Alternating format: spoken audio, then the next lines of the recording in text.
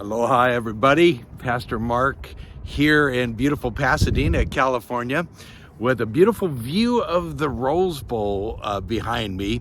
Someone gave me some free tickets to the Super Bowl this weekend, so I thought I would just come and check out the stadium. But what? Oh, Phoenix. I'm not a real big sports fan, I guess. Hey, this is a wonderful place. I've never actually been inside the Rose Bowl for a game or a concert, but I've been in the surrounding parking lot many times for motorcycle swap meets with my grandpa, and so know the area pretty well. And it's a gorgeous day in Southern California as we've kind of transitioned back into some wonderful weather. Hey, I just got back from a wonderful trip with my daughter and granddaughters to see their great grandma in Arkansas, and we drove through Texas, Arkansas.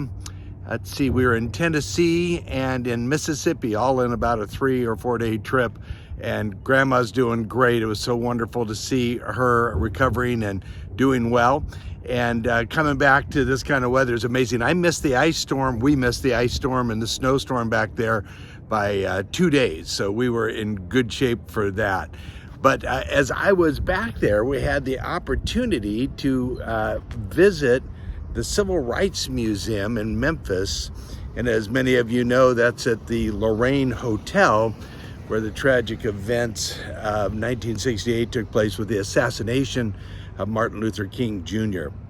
And to have my young granddaughters there and to watch my daughter explain, and we would dialogue a little bit about the horrors of history in that season especially, it was very sobering. And reading the different signs and the different quotes, and to stand in the pathway of a assassin's bullet just behind or across the road there from the Lorraine Hotel, it brings back all those memories and all that so many of us regret to remember of evil. And I think it touched me to see it in a perspective from young children, to see it in a perspective, of course, in person. I had never been there before, and to watch what's happened through the years since that tragic event.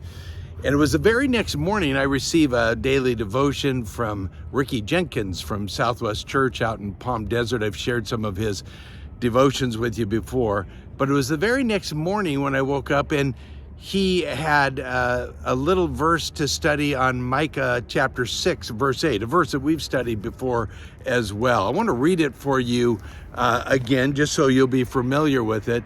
But after being at that event or at that location, I read and heard him discuss this verse, Micah 6:8.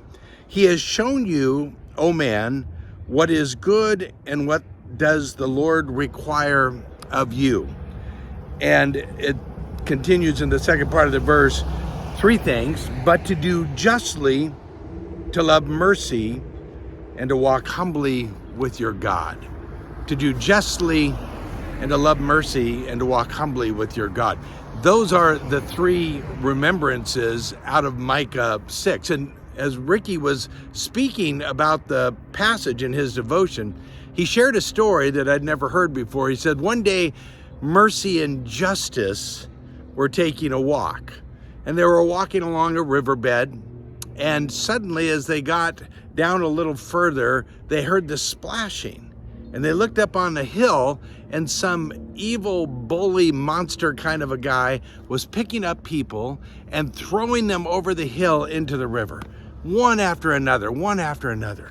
And suddenly mercy, as the story is told, jumped into the river to begin rescuing people that had been thrown over. And he's pulling one out after another, and he was a little frustrated because he looked around and he didn't see justice.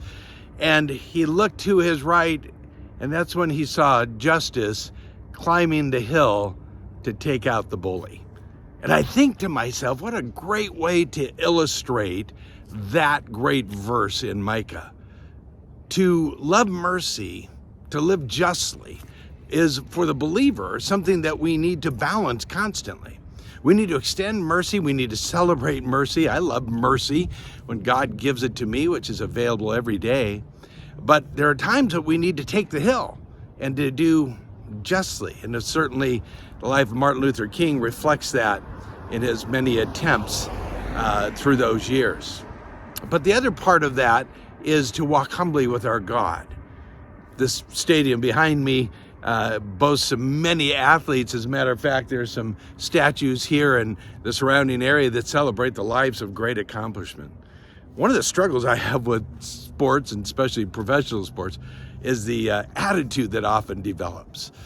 For a believer, we're called to excel and do good and celebrate even sports, but there's always an attitude that seems to pop up above everything else. The third part of this great verse is to walk humbly with our God. What a great goal for not only 2023, but for our daily lives, is to love mercy, to do justice, to live justly, and to walk humbly with our God. I believe that's what God's calling us to, and it's certainly a privilege to follow him in obedience as we do that. I'm going to encourage you today to take a few moments, as is often my encouragement. Maybe find a nice little sunny spot, which shouldn't be too hard if you're here in California, and to ask God to help you balance those two. Sometimes they're called the sisters, mercy and justice. But the third one, maybe the big brother, is to walk humbly with our God. We have much to be thankful for. We have much to accomplish. Ministry can be very enjoyable, but we have to constantly assess it before the Lord, and I hope that's what you'll do today.